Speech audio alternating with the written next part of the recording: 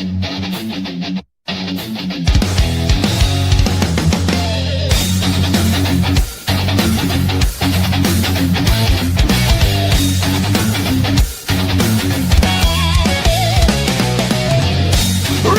York is about to go live.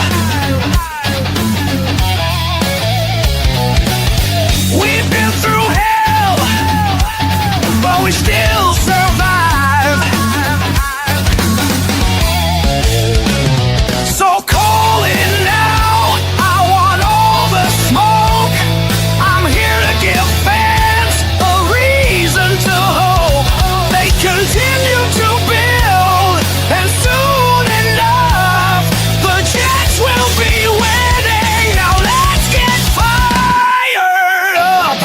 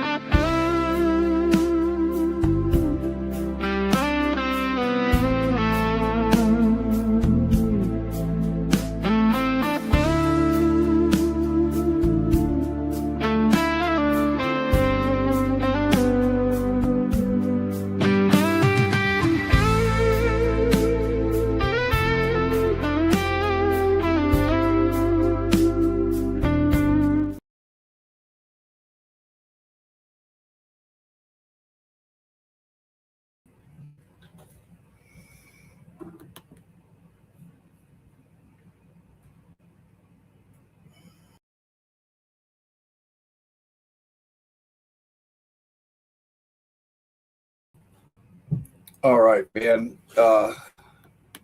Yeah, I hate to share news like that. I really enjoy doing this show. You know, I get all fired up, and I enjoy sitting around and making the different video clips and making the nails, and that's the kind of video that I hope I don't have to make one like that again anytime. But all you guys mean something to me. You know, as Jets fans, we all go through what the team puts us through, but you know, we can all kind of come together, and this community is awesome. I've made a lot of really good friends here, and you know, thank you to everyone. If you haven't already, subscribe to the channel, hit that like button. But let's go ahead and get into it. So the draft is only 16 days away now. And we all have draft fatigue after 6 months of mock drafts, due to our playoff hopes and season ending so prematurely. But that being said, with 4 picks in the top 44, the Jets have the ammo to add some serious firepower to this roster. And I think, honestly, I think it has been wildly underrated how much this draft can impact the roster and change the whole trajectory of the organization. Uh, I'm going to do a really quick mock, followed by an in-depth breakdown of the selections and how their additions will help transform this team. We're going to see how this goes. I think I worked out the kinks as far as sharing my screen. However, I don't know that it's going to be big enough for you guys to be able to see it. On my big monitor, it looks small. So if you guys can't read that and it's too small, because like I said, even on my big monitor, it looks small. But if you can't, then I'll just take it down and read the selections off to you. But so somebody in the chat, let me know. Can you guys actually even read that, or is it too small?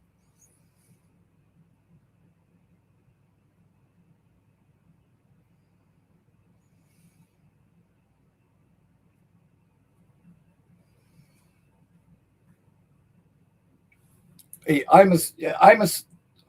okay, yeah, all right.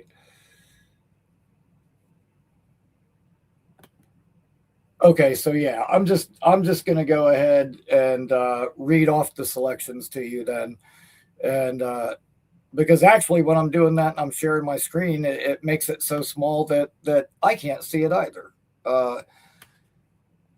I will keep working on that, and we'll see if we can't figure out a way to get that fixed. I was trying, and for the life of me, I couldn't figure out a way to enlarge the screen or make it any bigger. But once again, apologies for that. But here we go. Number 2 is going to be Arvell Reese again. On up, and we'll make it different than the last one I did. So at 16, we're going to take Ione, guard from Penn State.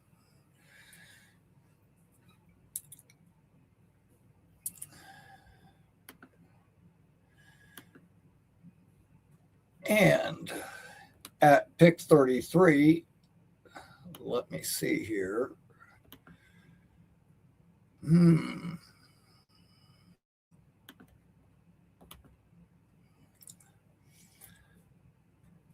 We are going to take Denzel Boston, wide receiver from Washington.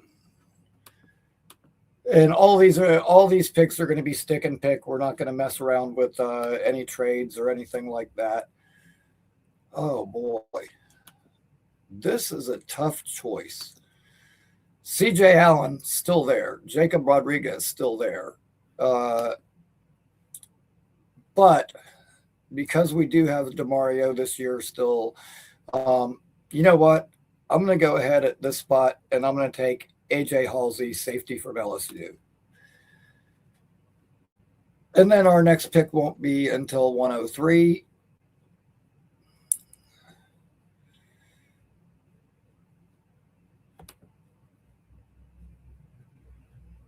And with this pick,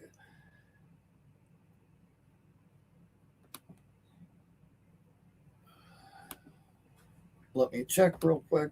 And I take wide receiver Malik Benson, also from Oregon.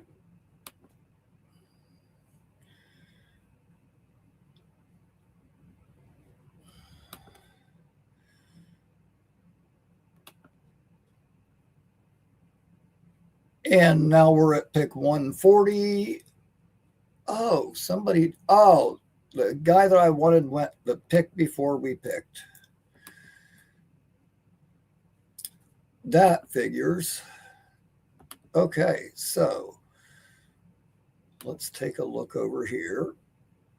And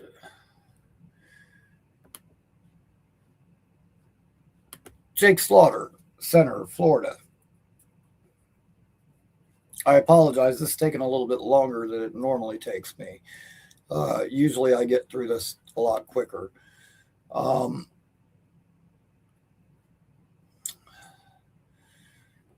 I should probably take a quarterback here. However, I'm going to bypass that one more time, and I'm going to take Tanner Koziel, tight end from Houston.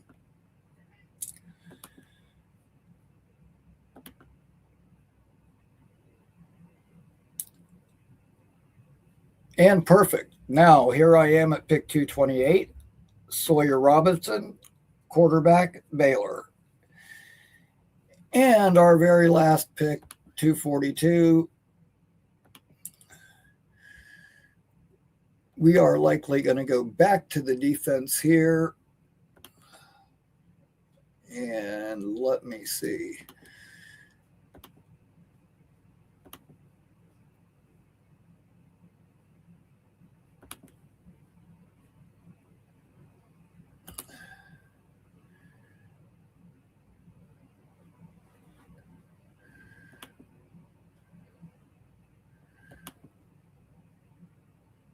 You know what? Actually, I'm going to dip in at receiver again and take wide receiver Ty Montgomery from John Carroll.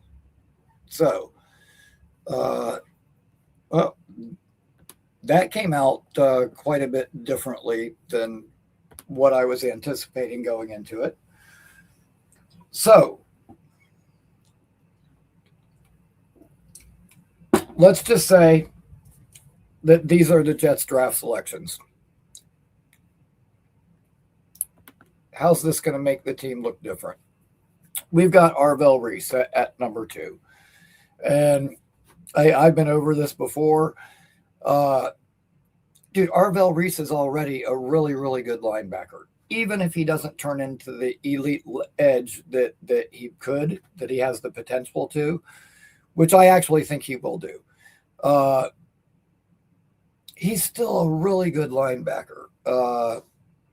The change of direction, the acceleration, being able to diagnose plays. And I know that as far as pass rushing, the sack numbers weren't there last year.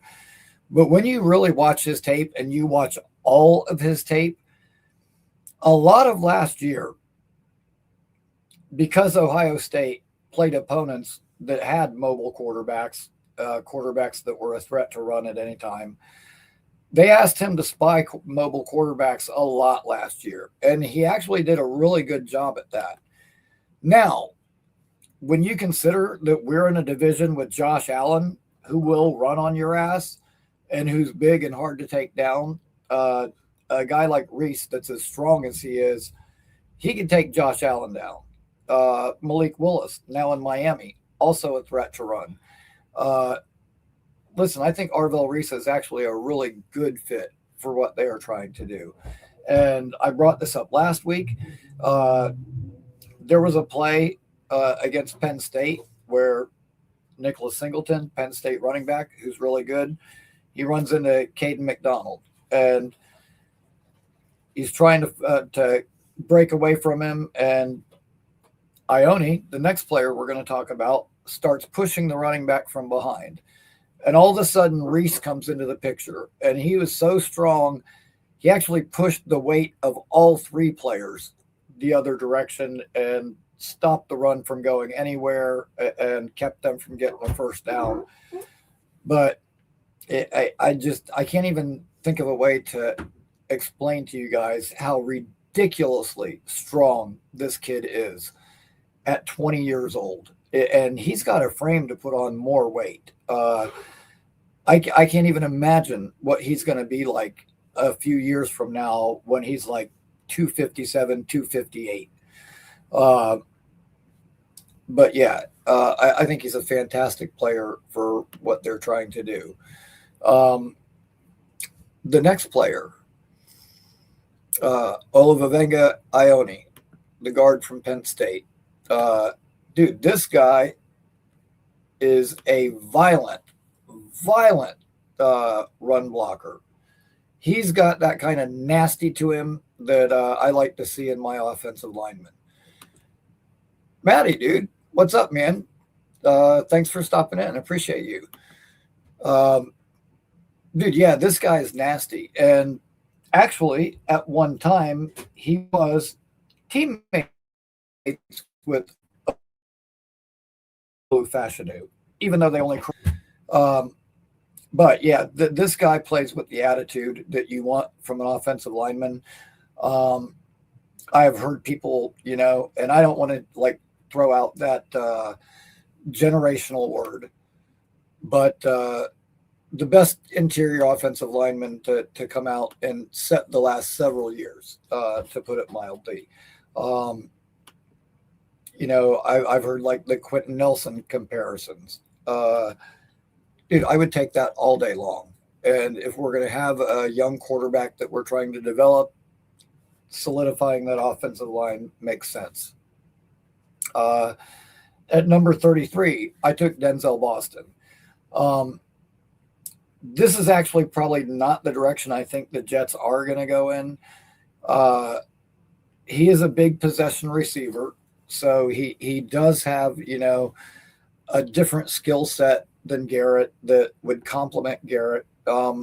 He's very good with the contested catch, but the one thing that I say is kind of a drawback about Boston is when you watch him, he's not the quickest in and out of his breaks.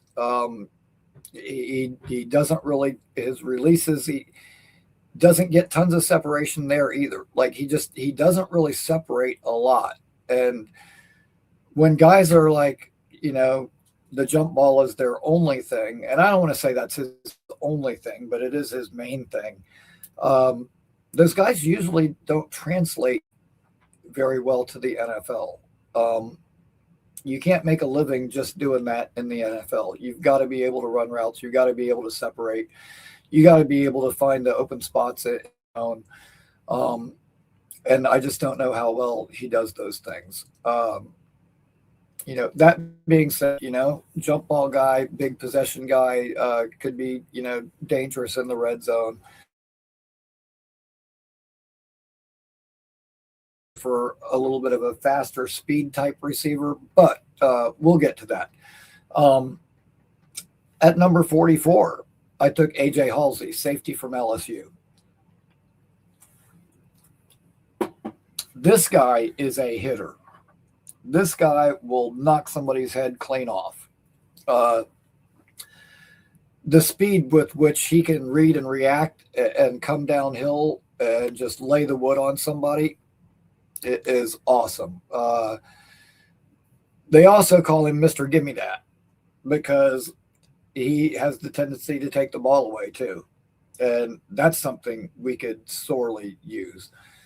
Now, at the next level, I kind of see him more as like a strong safety in the box type safety as opposed to a center fielder, which is normally why I prefer Thieneman over Halsey, in the draft for the Jets, because I would rather have a center fielder. But,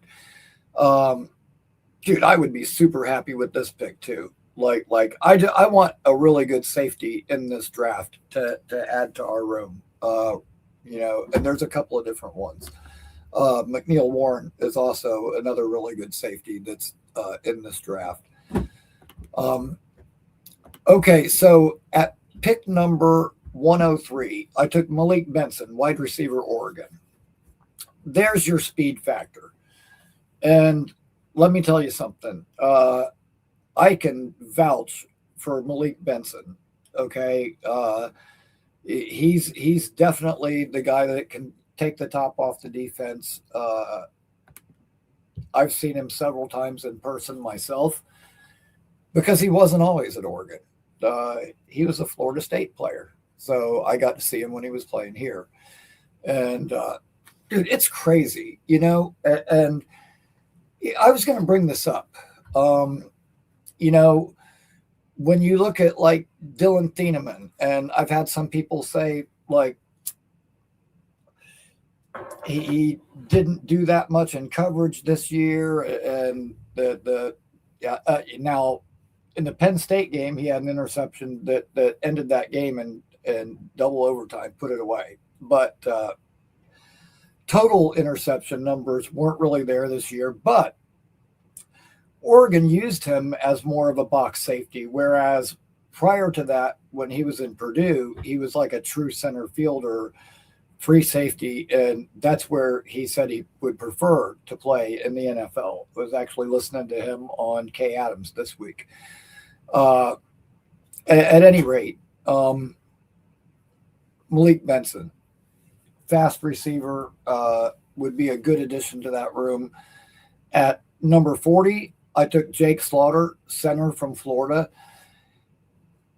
He's a little bit taller for a center than what I would normally think, but dude, he's a guy that'll move people too. And I'll tell you what, if you had Jake Slaughter as a center with Ione on one side of him, Tipman on the other, and the two tackles we have, that's one hell of a good offensive line that could be here for the next decade.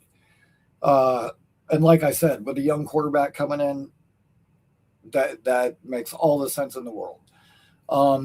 At pick 179, I took Tanner Koziel, tight end out of Houston. Dude, you want to talk about contested catches and a jump ball guy, which this guy, he doesn't even have to make jump balls on guys because he's 6'6". Okay, he's a 6'6" tight end that just goes up and gets the ball, period. Not the best blocker, but is a willing blocker. Like it is not an effort problem at all. But his technique, and he could get a bit stronger. But as far as having, do you want to talk about a red zone target? This guy is it. Like, I mean, you watch him, you watch his film, and I'll tell you something. 6'6" beats 5'11" 10 out of 10 times. I just watched him mossing these smaller DBs over and over and over again. And he wasn't in like the most high-powered offense there, but God, with a good quarterback, I'm kind of excited to see what he can be. I don't know that he'll be an every down tight end, but dude, as a receiving threat, he's a very intriguing player in this draft to me. At 228, I finally took a quarterback, Sawyer Robertson, which I don't know if that's the direction the Jets will go. They could take him. They could take Drew Aller. They could take Beck. They could take Green. But I do think it's going to be a day 3 pick like that at quarterback. I took Sawyer Robertson because, again, 6'5", like he's a big, tall quarterback, more of a true pocket quarterback, which seems to fit what Reich likes a little bit better than some of the other guys. And he's got an arm on him. So, especially some of his deep passes where he was able to just like drop it right in the bucket for a guy was nice. And with the last pick, I took another wide receiver, Tyron Montgomery. Maybe he can help out in the return game as well, special teams as well. But this is another guy that's just blazing fast. We know that Glenn likes speed. He emphasized that when he got here. Guys that have that speed that can't be coached can change a game. And I can see, if the draft Ty Montgomery and Malik Benson fighting with Arian Smith for a roster spot. So Arian Smith better watch out. He may not be the only fast wide receiver on the Jets by the time this draft is over. Scott, I have thought about that as well. in some of my drafts, you'll see I take like Logan Taylor from Boston College as depth at guard later in the draft when he's there. Demetrius Crownover, tackle. In some of the mocks where he fell a little bit later, I would take him for depth. But we did resign some of our depth pieces at offensive line. So I think more likely we're going to see defensive players and skill position players in this draft. And if they do decide to add more depth along the line, I think that might come more in like the second wave of free agency. Like I could see him bringing in other veteran guys, because remember, after the draft is over with, there's going to be teams that let good players go because they have to sign their draft picks. So that's kind of the route I see them going for that. But at any rate, that was the mock for the night. And hopefully I didn't take too long getting through that. But yeah, I mean, if you just look at that, so we've got Ione and Jake Slaughter. That means we've got all 5 offensive linemen in place and probably have the best line in the entire NFL. And they could all be in place for years to come. We've got a really good off-ball linebacker who could potentially also develop into one of the best edges in the league. A guy that could be, a real game changer.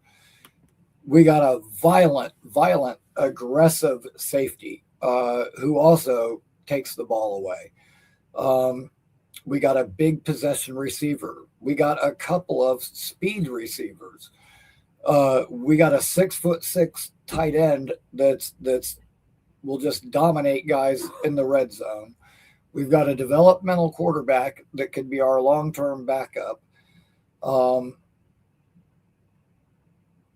If you ask me if the Jets could walk away with that draft, it would be really impressive. And, man, just think about that, We've got a competent weapon across from Garrett.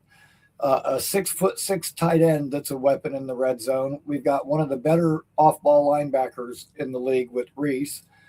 5 guys on the offensive line that are all good that will be there for a long time. This could be really awesome. I see I got a caller.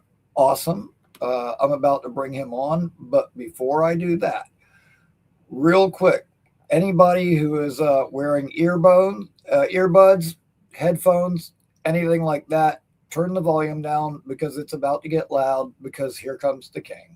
Listen up, all you incredible people out there looking at your computers, looking at your phones. Make sure you like and subscribe to Ricky New York, baby. JETS, yes. Right on. Clancy, man, how you doing tonight? What's up, my man? How are you, buddy? Doing well. I'm doing good, man. It's been kind of a tough week, but now that I'm here with all you guys, I feel much better. And even though I do have to work tomorrow, that's the only day I work until next week. Nice. So I already had the weekend off, and then I'm taking Thursday off because I've actually got friends from Brooklyn. They're going to be here in town on Thursday playing a show. And so I'm taking the night off to go and hang out with some of my boys from New York. Hell yeah. That's right. I heard someone mention that. Nice, man. Have fun. I hope you have fun. Yeah, I'm looking forward to it. It's been quite a while since I've seen Ray and those guys. So I'm looking real forward to that. And it's been a while since I've been to a show that one where I wasn't working, like building the stage or something. But yeah, hell yeah. You get to actually just hang out and have fun. Yeah, exactly. Just hang out, Leanie. have fun. Hey, Leanie. Yeah. So I'm looking forward to that. So I like that man. hat. Looks sharp, man. Yeah. By the way, thank you, Clancy, for mentioning that. I was going to get to that later, but since you gave me the perfect opportunity, yes, I do got new Ricky New York hats that Let me see if I can find the. Picture of the logo. Yep, there it is. I'm not gonna take us off the screen to show it, but it's that logo, the RNY that kind of looks like the Yankees logo, and we got a new hat company. So, dude, and Nate, your hat will be on the way now. I'm gonna send you one of these new ones.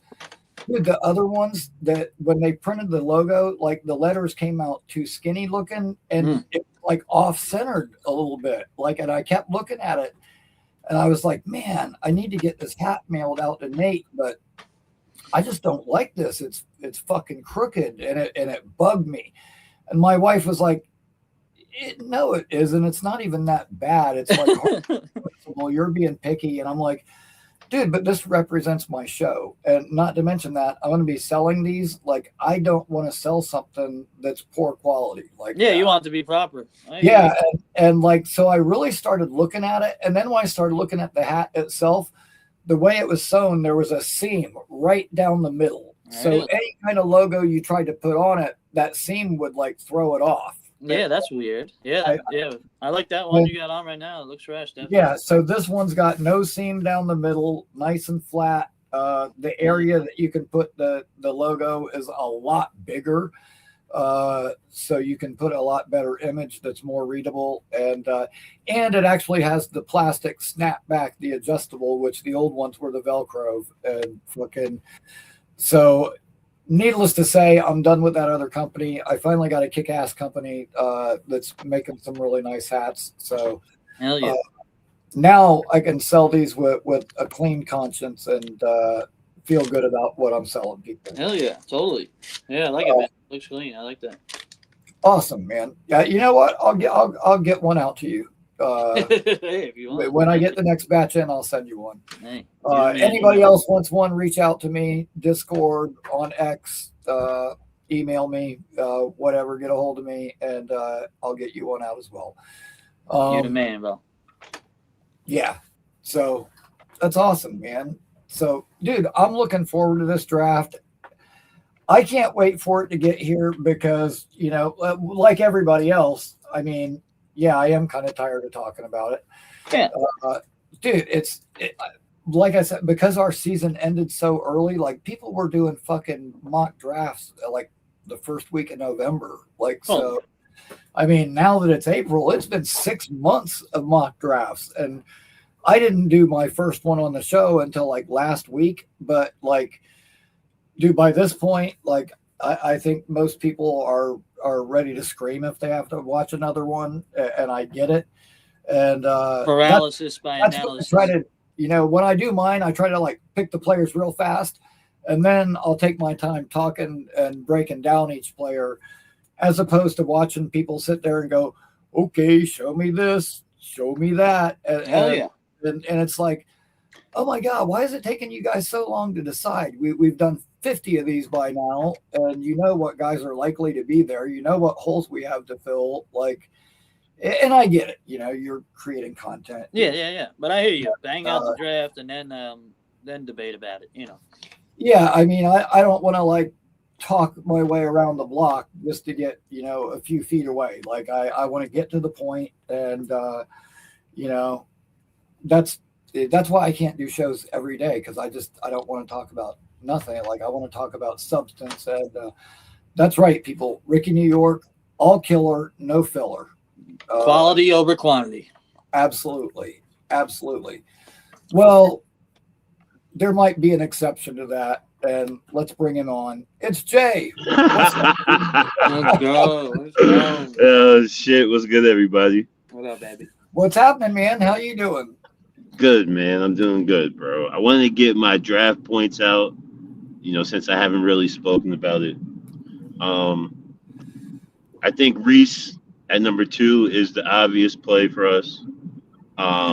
Just having that, you know, outside linebacker / edge that can basically be your chess piece. You know what I'm saying? It's very important. When you're in the defense that wants to run multiple fronts, right? It's got to run 3-4. That's got to do some nickel. That's got to play some 4-3. Having a chess piece that you can move around makes a lot of sense to me personally. Yeah, he's going to play some linebacker too. He's not going to rush the passer. Oh yeah, Yeah. definitely. Yeah, for sure. So I think Reese, by far is the pick for us, too. for number 2. At number 16, go ahead, Ricky, my bad. You know what? I really do too. And like Arvell Reese is like this year's Andre Carter. But dude, like I keep telling people that like he's literally, no exaggeration, the strongest 20-year-old I have ever seen. This guy's play strength is fucking unbelievable. And even though he's this year's Andre Carter, you know what we're not gonna see? You know what we will not see happen to Reese during the preseason this year? We're not going to see Reese get pancaked by fucking Stone Smart. Because that kid is fucking strong as a fucking bull, and that's what we won't see from him. He's explosive too. He's explosive. Dude, he is, man. And the way that he can read and react and diagnose things. And like I said, the sack numbers aren't there, but a lot of times last year they were using him to spy quarterbacks when it was quarterbacks that could run. Yeah. And dude, he did a really, really good job at that. He's got the acceleration and he can track guys down. And like earlier today on X, I saw somebody and they posted like a clip and it was like, I can't believe everybody wants Arvell Reese and make me watching Arch Manning outrun him is making me worry and this and that on 3rd and 3. And like, dude, Reese, he came off of 2 blocks, first of all, and still accelerated to the point where he got there. Like his fingertips got him, but he didn't quite take him down. And it didn't matter because like 3 feet later, Sonny Styles fucking about decleated him. But yeah, Reese had a good game. It was like one instance of Reese where he didn't quite get to the guy. Like he was there, but he didn't get him down. And I'm like, dude, so you're going to worry because you managed to find one fucking bad play and you're going to disregard all of the good shit that's on tape. And that's not even a bad play, I don't think. Dude, it really wasn't. Like I said, considering he came off of 2 different blocks and then still managed to make it all the way over to the sideline where he damn near fucking got him. And like I said, he dives for him and just barely he fucking slips away. Yeah, that just happens. Takes like 2 steps and Sonny Styles comes in like a missile and knocks him clear out of fucking bounds. Arch Manning ain't exactly a statue either. He can run. Yeah. No, I mean he might not be the typical running quarterback. Yeah, but he can move. But he can run. Yeah, it's kind of like Drake May as an example. Absolutely, like that. Yeah, that's a good comp. Really a running quarterback, but he can run. Totally. I agree. What do you think about 16? At 16, man. Go ahead, Ricky. My bad. There's so many ways. There could very well be a receiver there, depending who's still left. Yeah. I would love Thieneman there. I don't know they'll go safety that high, but I really wish they would. That's my favorite for that pick. Ione would be a perfectly good pick there that I would be down with.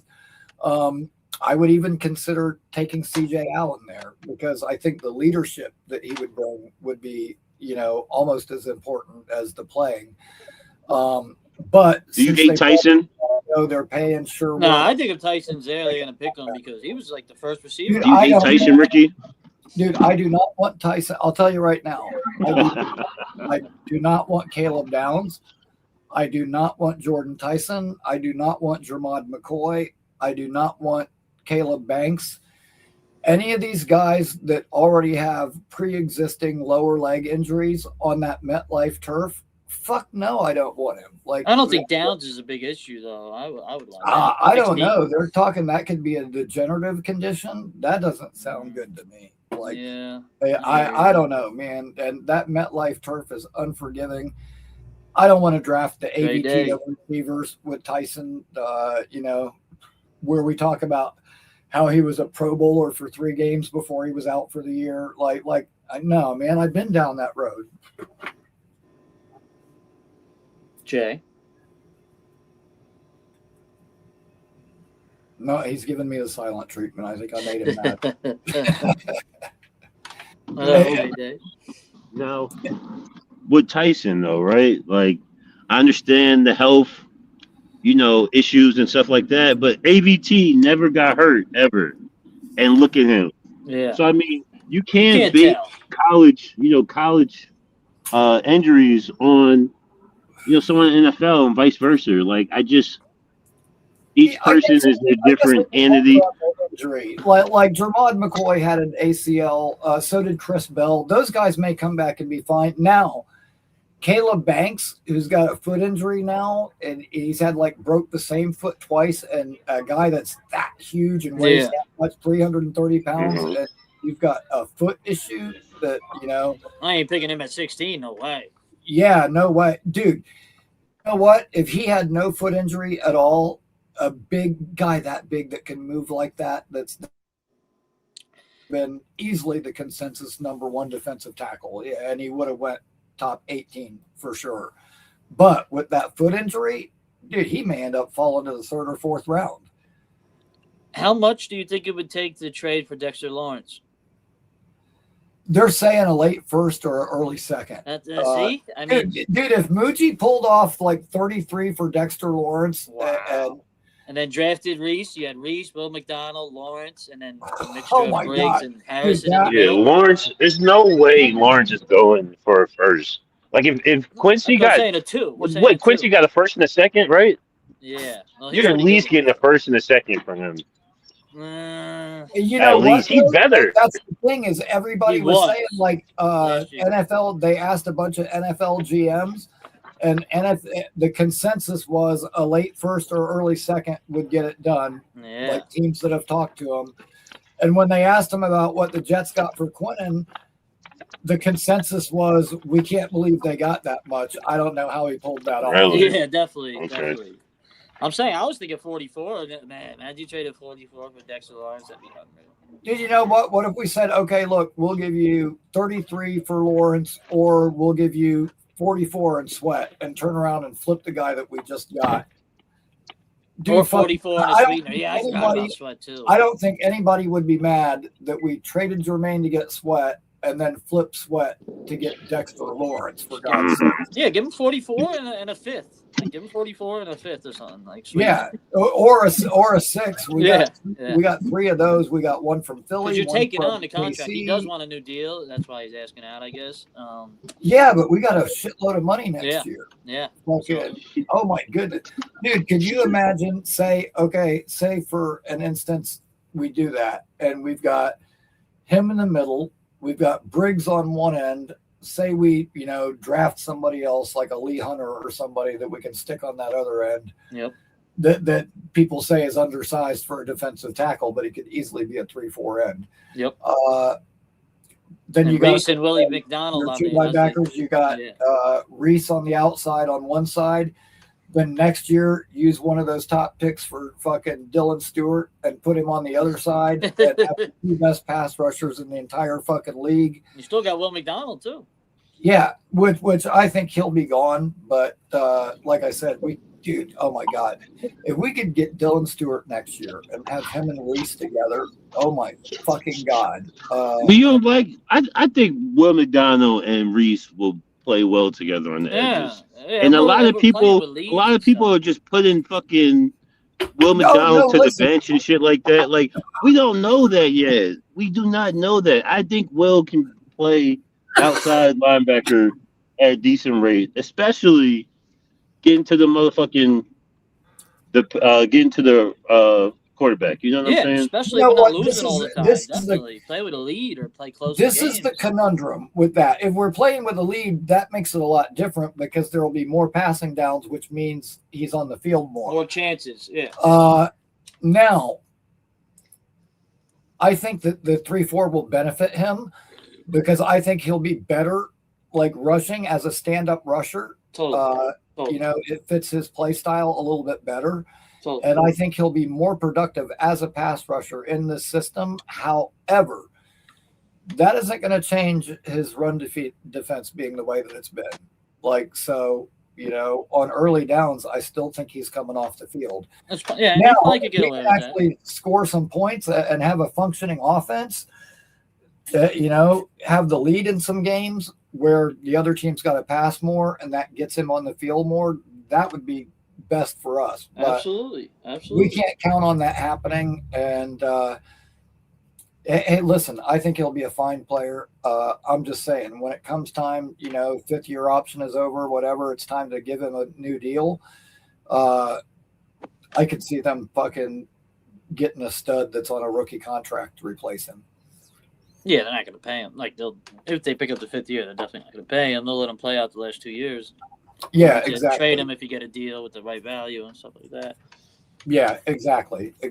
That's the way I would go. And dude, I'm telling you, I almost hope that we get a really good receiver this year for sure to go with Garrett, and then next year we don't have to worry about like that Jeremiah Smith conversation, whatever. But Yeah, dude, but next year Jordan you got to Tyson. get him. if I could have any 3 players next year, it would be Dylan Stewart, pass rusher from South Carolina that I just mentioned, Leonard Moore, the fucking corner from Notre Dame, who is locked the fuck down. Dude, he had one of the best pass defenses I've ever seen in my life the other day that I saw. And he's really good. He's really good. He was trailing the guy by about 8 feet, somehow got his head around, located the ball, and then jumped and elevated and swatted that thing away. And it was just freakish, man. Like he was banged up too this past year. Next year, he's a beast. He's a really good player. Yeah, and so, dude, if we can use quarterback, I mean, 3 picks, 3 first next year to get those 2 guys and our franchise quarterback, who, me personally, I want Darian Mensah. I would be fucking ecstatic. And also next year, we got a receiver coming out of Florida State that I will absolutely guarantee you the second he steps onto an NFL field, he will be the fastest guy in the league. Nice. I'm not giving up on Jeremiah Smith yet, though, Ricky. If they got a chance to get him next year, they're going to get his ass. Yeah, well, I mean, it depends. If we end up drafting a receiver this year who's really good, I still would do it. Jordan Tyson. I still would do it. I'm just saying, if we had 2 top 10 picks with our pick and the Colts pick, we get a quarterback with 1. I'm taking, if we had a chance. Dude, you know what? If say the Raiders draft Mendoza this year, but they end up picking 1 again next year, because I hope that's not the case. Yeah, you got to hope the first few teams, the quarterback needy teams, along with us in the mix. Or another team like, or say it's Tennessee and they've got Cam Ward. Say it's some team that sucks, but they've got a quarterback and they don't need one. Yeah, Jeremiah Smith is going number 1. Of course. I mean, I hope that's not the case. I hope we're the ones with that pick. Dude, I would, believe it or not, just fucking around, I did a couple of 2027 mocks on the mock draft simulator. And dude, he was the number 1 pick every single fucking time. Yeah, I know. I'm hoping that the Colts are so bad we get a top 3 pick from them somehow, and then our pick is maybe we're going to 10, 11 area, 9 to 11 area. Dude, I'm hoping that like the Colts pick is like 2 through 4 somewhere. Oh, we got the number 1 pick. Something like that.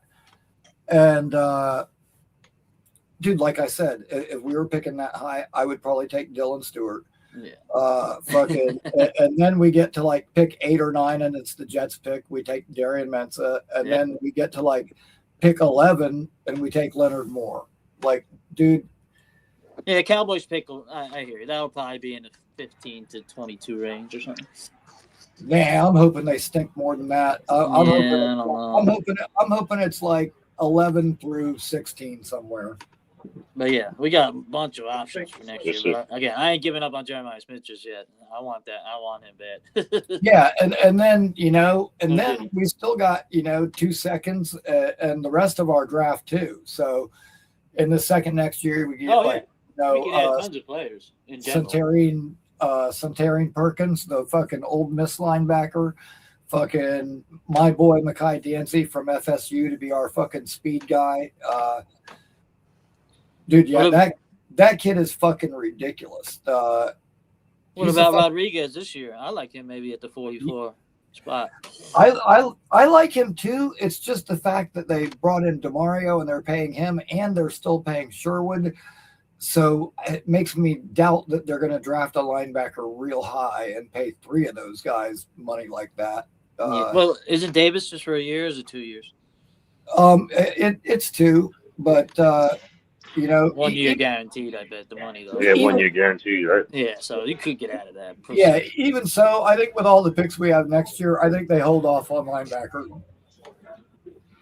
Besides, I don't think they're going to attack linebacker like everyone is saying, man. Like some people say Sonny Styles at 3, like not early. Now, Ace is way better. like say we get to pick 103 or pick 140, like one of those picks of ours, dude. Jaysean Barnum, fucking, he's a linebacker, but they blitzed him a lot and they used him to pass rush a lot from Michigan. Dude, that kid is a fucking force, and I think would be fucking awesome for us. And he could play some linebacker and be depth there, but he could also be an edge and fucking rush for us. And I would love to get a player like that this time around too, that gives us depth really at 2 different spots and can also be a contributor for you right away. So, dude, they've got a lot of ammo. That's the thing. Between this year, I mean, imagine if they get the guys we're talking about this year and then next year have a ridiculous draft like that. Imagine what this roster will look like. And you know what? It'll be Glenn and Mougey that put it together. And all those people that were fucking bitching are going to be like, damn, man, we've got the most loaded fucking Jets team I've ever fucking seen. And we're actually something to worry about. Like, yeah, man, like, I know the first year was bad, but listen, I think Glenn got here. He made the comments he made, and everything he was saying was based on what he saw from these players on tape. But once he got into the locker room with them, once he saw guys giving up and realized certain guys didn't want to be here, he was like, oh, fuck, man, this situation isn't what I thought it was. And I think he tried to adjust. I think he tried to do the best that he could. He did make some missteps with the coaching staff that I think he's corrected since. But, that being said, we started to play a little bit better, but, then we lose Brownlee, who was one of our better players in the slot. Look at the quarterback play. Then we lose AC Thomas. Yeah, then we're on our 3rd quarterback. Fields and Cook were awful, obviously. Yeah, fucking but, we got no AZ Thomas. We got no Brownlee. Then at the end of the year, we're missing Will McDonald. So we got no pass rush, 2 or 3 corners missing. And people act like, oh, we lost by historical fucking points. Teams ran up the score on us the last 4 weeks. Well, yeah, we were missing a third of our fucking starting defense. Of course they did. Yeah. They just want the bitch, Ricky. That's what they want to do. 3 corners, take a fucking safety, take their best pass rusher. Like, dude, most teams are going to look shitty. Yeah, it should be remarkably better this year. The whole team, defense especially. And Geno's going to play way better than last year sucked, and it was just a combination of things that, like, last year was like anything that could happen did. And every year's not going to be like that. Again, Glenn couldn't flip the whole roster in 1 year, but I think he kind of established the culture, and guys know like what he's about and what he expects from the team. And the guys that aren't bought in are all getting shipped out. The Quincy now gone. Tony Adams, fucking Michael Clemens, bye, all of them. He has to avoid a bad start. And the pressure's going to ratchet up big time. Yeah, and I like the free agents that they brought in. I think they fit his system a lot better. I think they've got that, share the attitude that he's got. I like the fact that Fitzpatrick and Davis both bring a lot of veteran leadership to that group. Absolutely. Dude, I really like all the moves that they've made, and I think with this draft, we're going to fucking really load up. And listen, we might not be a playoff team. We might not be a contender yet, but I think that we're going to be a competitive team. And I think that, you know, the Jets are going to go out and they're going to win some games. And, you know, I think the Jets are going to surprise some people. You know, I think some people, I think there's some teams that are going to face the Jets, and it ain't going to be like that easy W. No, definitely not. But Hell yeah. 27, they should be fighting for a playoff spot in 27. Oh yeah, absolutely. Like Super Bowl 27, Clancy. What the fuck are you talking about? this year, I just want to see marked improvement this year, and by next year, it's fucking definitely playoffs.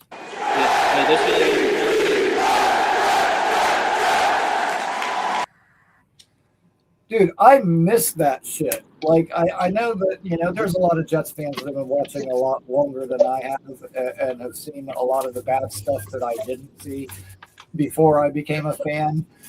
But, dude, let me tell you what. During those fucking, you know, from Parcells on through, like, the Herm Edwards years where we were, like, in the playoffs more times than we weren't. Like every other year, yeah. The first 10 years that Woody owned the team, we were in the playoffs 6 fucking times. Yep. And dude, that's literally when I became a fan. So when I became a fan, the first 10 years we were in the playoffs 6 times. And me, fucking dumbass me, I thought that's what being a Jets fan was like. I thought we were always in the playoffs, and we were always that other teams didn't want to have to play. And man, you know, like since that time, it's fucking somehow turned into this. And dude, like I've met Woody, I talked to Woody in person, and I can tell you that guy really does care. He really does want this team to win. And he does. He does. I specifically asked him about him meddling, and he laughed. He was like, I wish I knew enough to meddle the way that people think I do, but I just hired the best people that I can, and I trust them to run it for me. And dude, it sounded like the answer that a guy with a whole bunch of money would give you. Of course. He's not a bad dude. He's just a very socially awkward dude. You know, he strikes me as a person that probably has like a lot of people that work for him, but not a lot of people that are like really friends. He's not a good public speaker. He's not a good, like, if Aaron Glenn was smart, which he's done a good job of so far, is keep Woody away from the cameras and the mics. Like, and Aaron Glenn, like, dude, I call Aaron Glenn the Kevlar coach because, dude, he's fucking.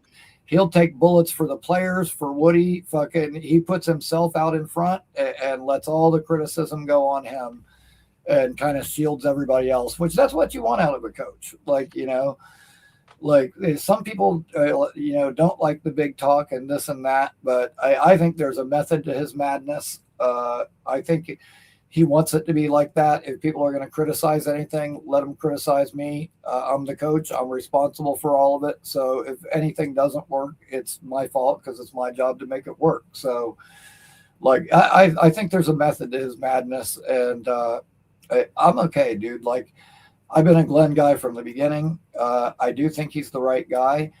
I know the first year was a disaster, but live and learn. This is a league of second chances. You know, dude, this is one of our legacy players that was a player here for years. Oh, I love Glenn when he played, for sure. And we can't wait after 1 year. Like, it's crazy to me. Yes, like we haven't stuck for 15 years before that. But it's all Glenn's fault. You know what I'm saying? Like, fuck them. Fuck the haters. Fuck the Glenn haters. Yeah, like, you know, the thing is, and yeah, now that you said that, where's my AG background? There we go. Hell yeah. For all the Glenn haters. Dude, I really honestly do think that he's the right guy for the job. And I remember during the hiring cycle, like listening to Connor Rogers and Trevor Sikkema talking about it. And Connor Rogers was like, dude, like some guys are better coordinators than coaches. He was like, I actually think that Aaron Glenn may be one of those rare instances where he's a better coach than he was a coordinator. And I remember him saying that. And like Glenn has kind of been groomed to become a coach all this time. Like I know last year fucking sucked, but like I said, everything that could go wrong did. Yeah, I know, but he needs to sharpen up with the media and all that.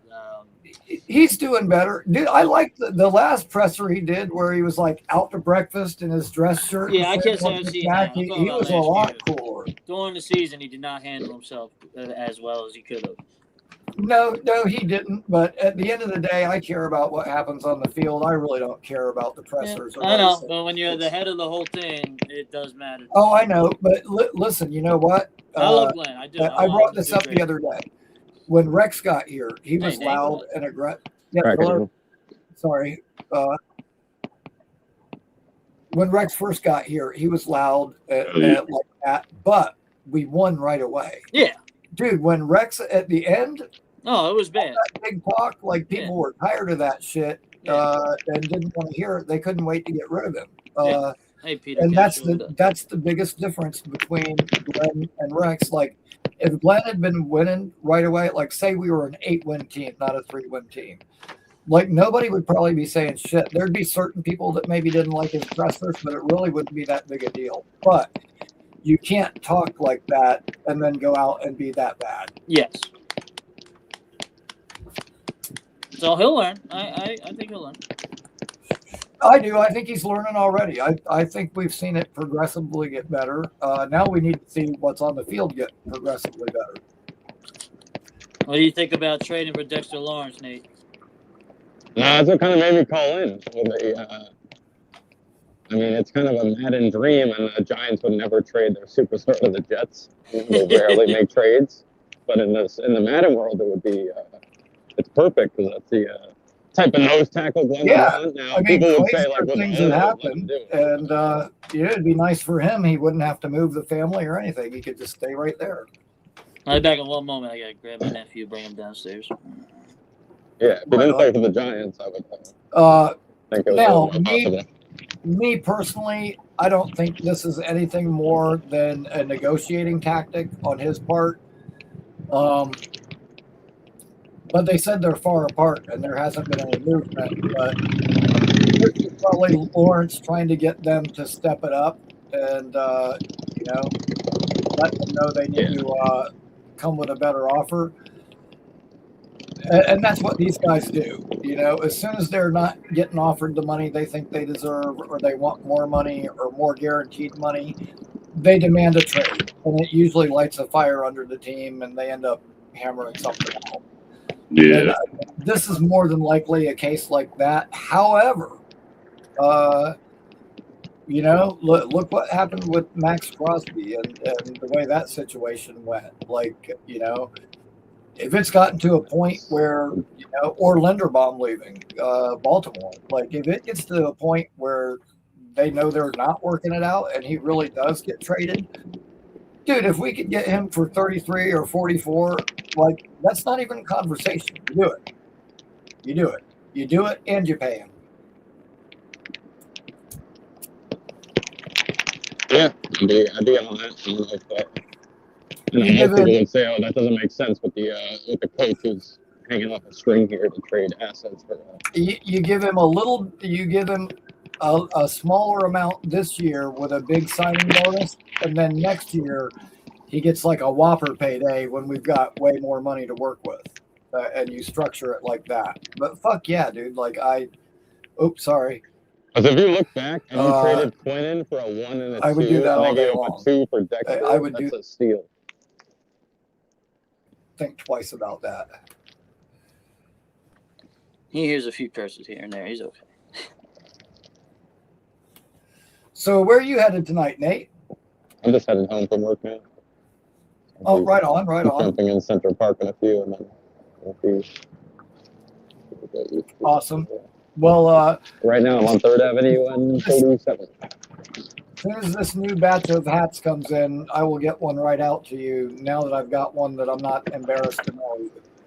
Yeah, I heard you saying that earlier. That's dope. I'll add more Ricky merch to my closet. Right on. Dude, I have literally went about 6 different times to mail you the last one, And every time I get like halfway to the door and I go, man, I don't want to send somebody this. Like it bothered me. And I'm not going to do it right now. Maybe I'll show it on I respect that you didn't, because there's no fucking way I would have wore a Velcro hat ever outside of calling into your show. Right.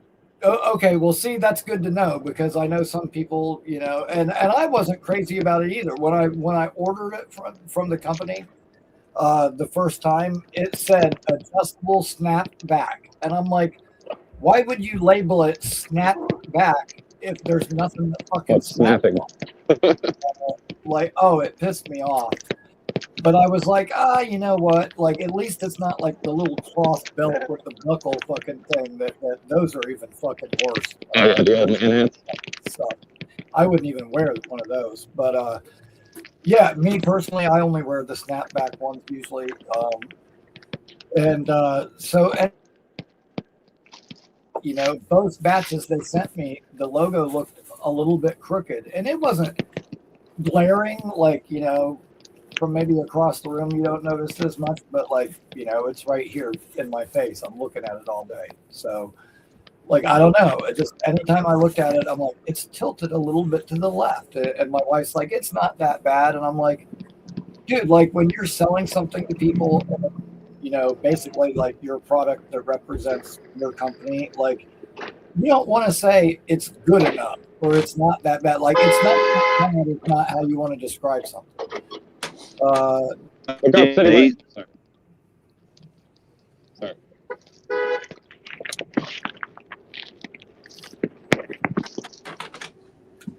Hey, watch out for the bike, people. It's the city bikes you gotta watch out for. Hey, guess where I am, guys? Fucking Nate think he's invincible and shit. 32 years, so far so good, Jay. Where are you? I'm about to go rob this bum ass shoe store. No way, that's all you had all day. Baby. Look at these ugly shoes. I wouldn't pay $50 for these. Where's Bonesy at? Where's Bonesy at? I'm gonna leave him a note. Hold on, I'm looking at leaving him on my bike. I don't know it was me. Nate was here. I'm leaving a couple permits, a couple no parking permits right in the fucking window. All I know is whoever wins Ricky's raffles, you know, Arvell Reese jersey, which is going to be really nice and green and white. Yeah. Right. Awesome. Fucking that is a very good point, because everybody that calls in this month automatically gets in for the draft day giveaway. Let's go, Ricky. So whoever hell yeah. Whoever the number 2 overall pick is, somebody gets an NFL Shop custom jersey for that. Arvell Reese, baby. It's more than likely going to be an Arvell Reese jersey. Wait, Ricky. If they trade out of the pick, that means you have to get another jersey? Whatever our first round pick ends up. I read the fine print. All right, if they trade back to 5, then you'll get a jersey for that player. If they trade back to 10, you'll get a jersey for that player. Whatever our first round pick is, you'll get that player's jersey. Good stuff. Unless it's this first round pick, because he's not here anymore. The grabber, our shutdown cornerback, who after 4 years under a defensive guru and a former Pro Bowl corner that excelled in taking the ball away as back-to-back head coaches, he still couldn't learn to get his head around and pick a ball off. So the grabber is gone, and you can have him. Isn't that awesome? That was frustrating. Anybody who hasn't seen the movie Black Phone probably isn't going to get that. No, that's newer too. Yeah, that's random. The bad guy's called the grabber. He wears that mask, and if anybody was ever fitting of the grabber nickname, it's Sauce. I like Sauce, but I'm glad I went with the Garrett green jersey. But I got a Quinnen jersey, so whatever. Dude, I've got a Quinnen. I've got 2 Sauces. I got one that says Gardner and one that says Sauce. And I've got 2 Quincy's. I got a fucking black one and a fucking green one. Man, nothing we can do about it. They were part of the team at one point. It's all good. It's funny that you bring that up, because I was going to mention that the other day on the show.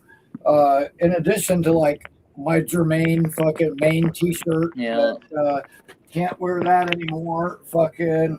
Nah, fuck it, you can rock it. I actually got this T-shirt, Yeah, the Williams brothers, nice. and now both brothers are gone, so that can't be worn anymore. Everybody's like, fucking Mougey's fucking awesome. Are you kidding me? That fucking cocksucker just eliminated like 7% of my wardrobe.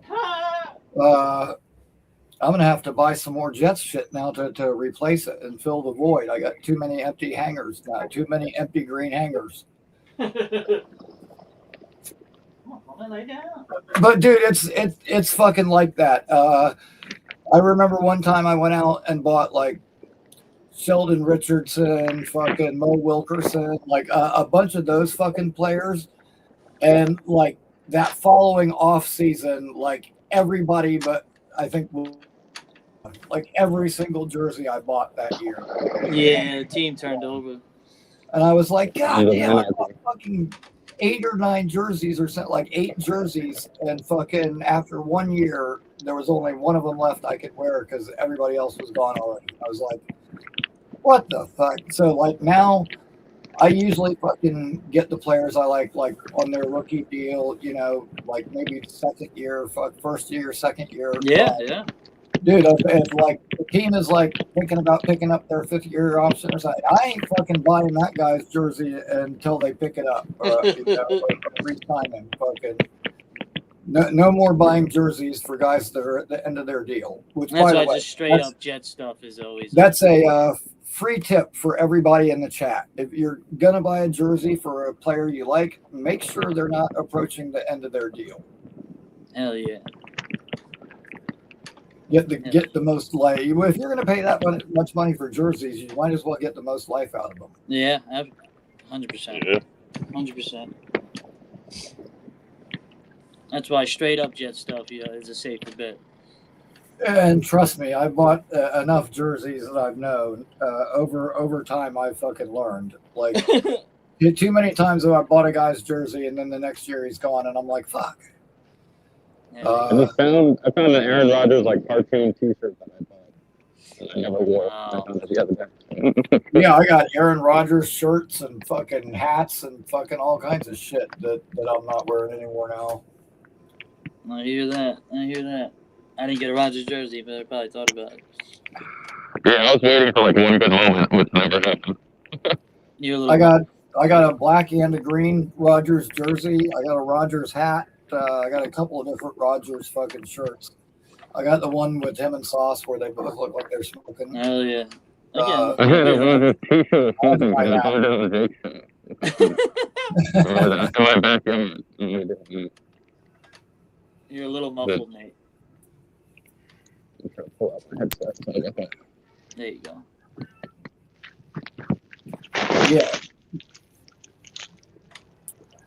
But yeah, man, like I know that this draft talk has been going on for a long time, but fuck, it's almost here. Yeah, 3 weeks now. 3 weeks. They need to move it back to early April. It used to be right around opening day. You could look forward. It was such better timing. It was a more appropriate amount of media frenzy ahead of time. Now it's way too much. Mm-hmm. There's so much anticipation for it. When it was right around this time, it was like right after baseball opening day. It was perfect. Yeah. Bring it back then and bring it back to Radio right. City. Yeah, I think they've moved it back too far as well. Like it should be in like March or something. Like it should be like right after the combine. Yeah, it's a month and a half after free agency. I mean, I know they want to give like teams time to have their pro days and shit like that, but they could say like you have to it's all media bullshit. State because we're not waiting forever.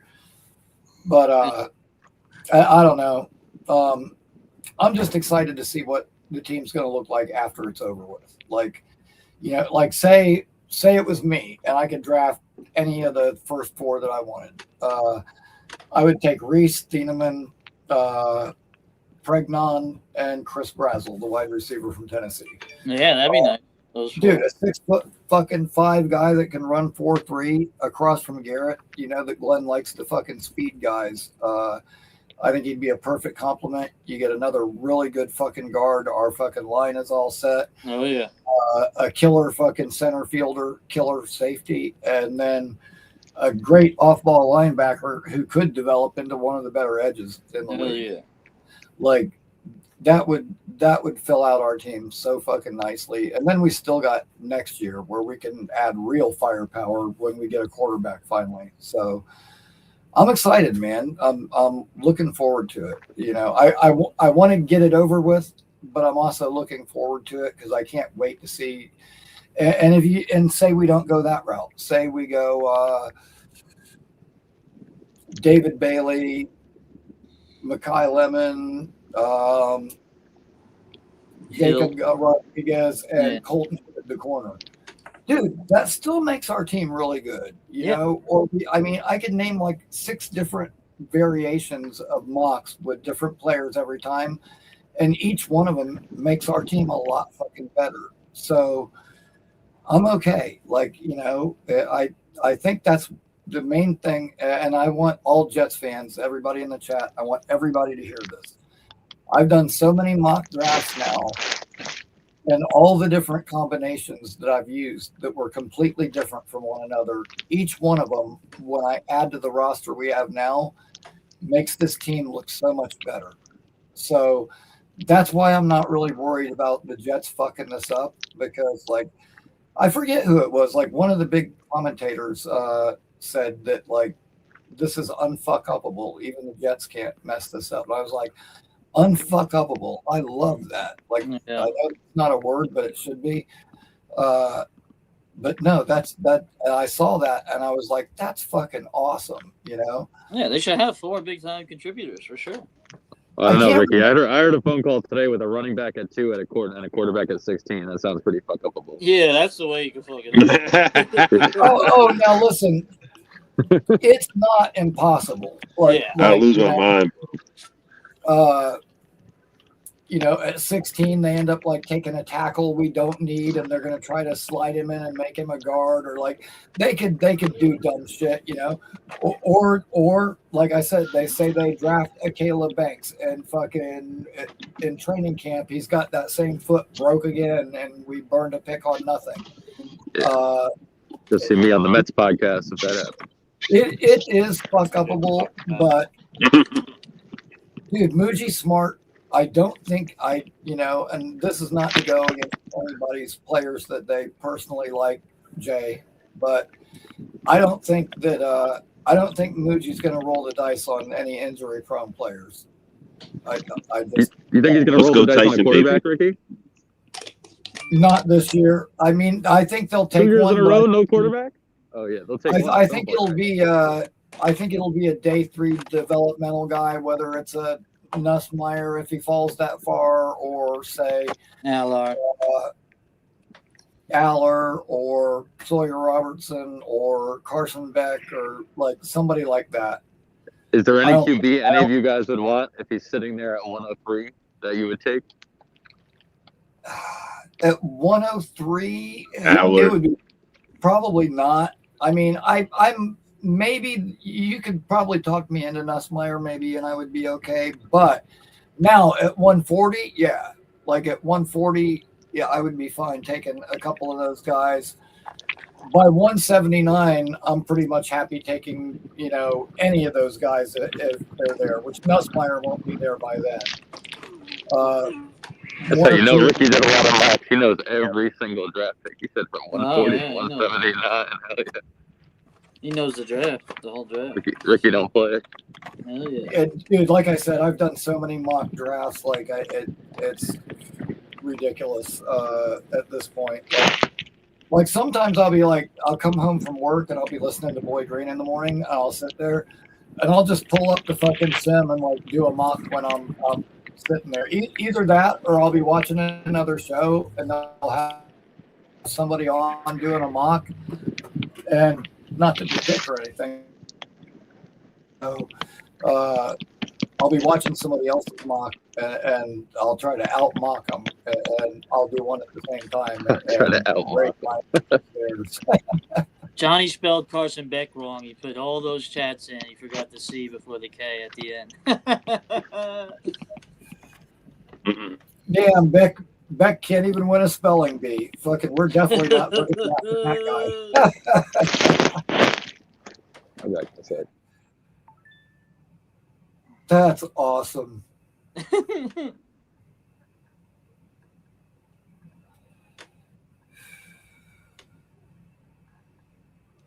Yeah, only 3 weeks though. It was nice, man. I can't believe he fucking forgot the C. Usually it's the W that Carson Beck doesn't get.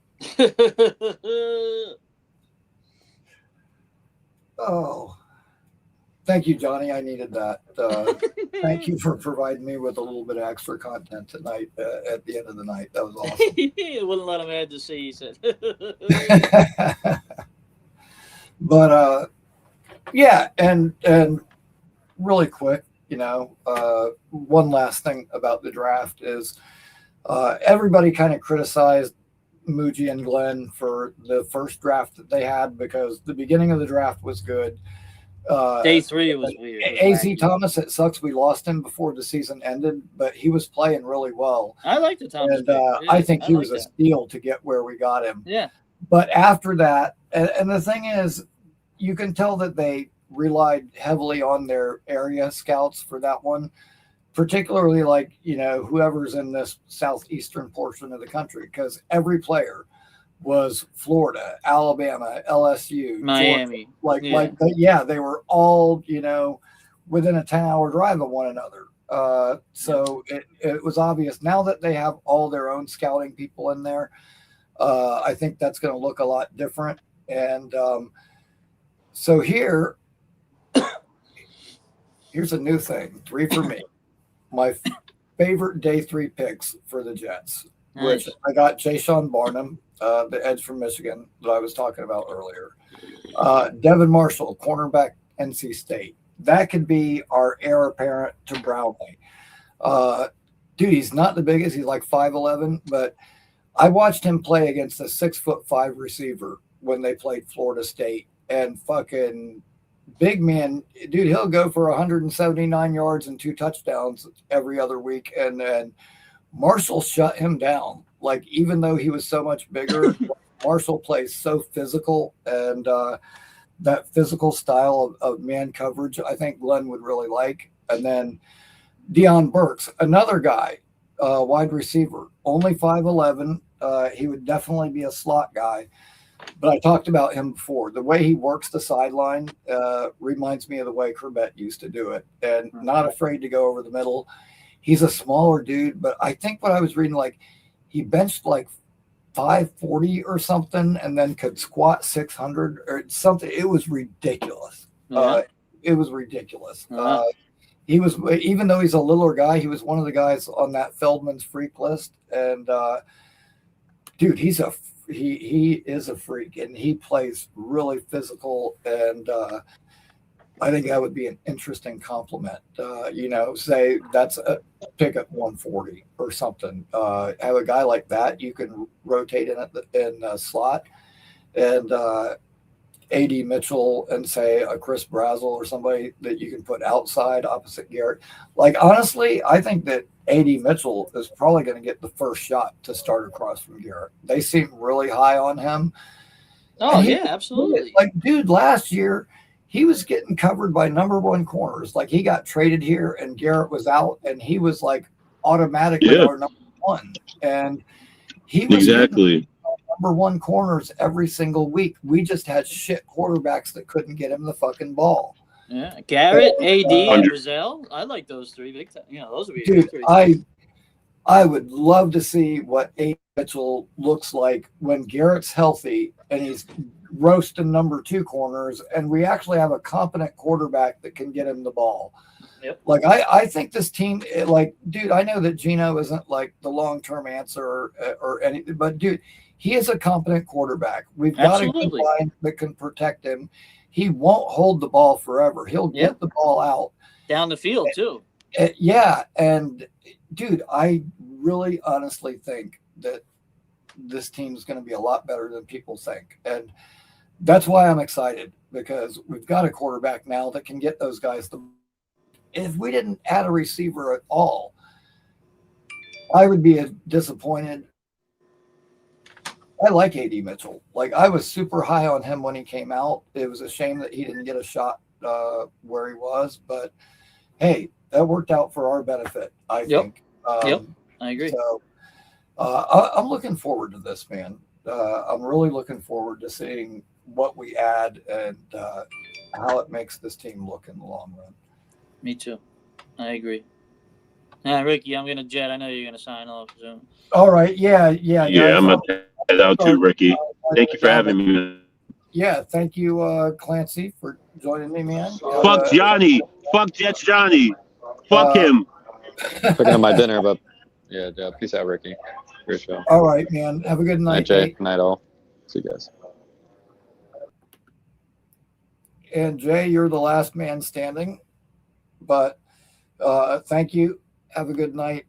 I appreciate everybody that called in. Appreciate everybody in the chat. Thank you for joining me. Like always, I look forward to seeing you guys this weekend on Saturday night, the 11th. That's this Saturday. I will be joined by Dylan Terriman. And me and him, we are going to smoke and debate.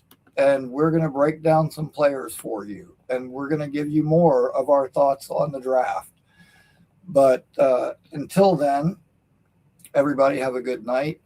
And like always, go Jets. Thank you. Good night. We love you all.